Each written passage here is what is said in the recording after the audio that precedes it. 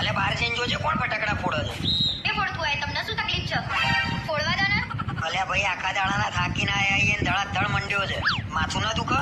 પણ ફટાકડા જ નહીં ફોડ્યા નહીં. અરે અમે સોસાયટીમાં નતા ફોડતા ભાઈ, બહાર જઈને ફોડતા હતા મેદાનમાં. અરે દિવાળી આવે છે, ફટાકડા તો ફોડો કે નહીં? અને નાના છે ત્યાં સુધી ફોડશે. તમે મોટા થયા હવે જાવ છો ફોડવા?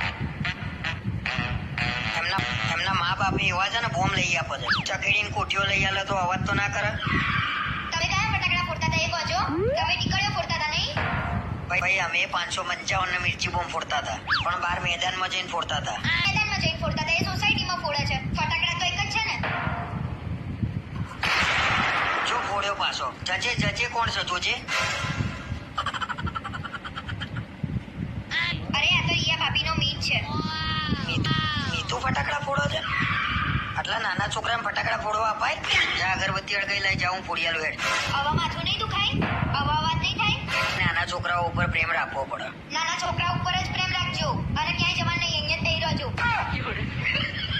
માથું ફાટી જાય તો આજે અગરબત્તી લઈને તો બહાર જવું જ પડશે.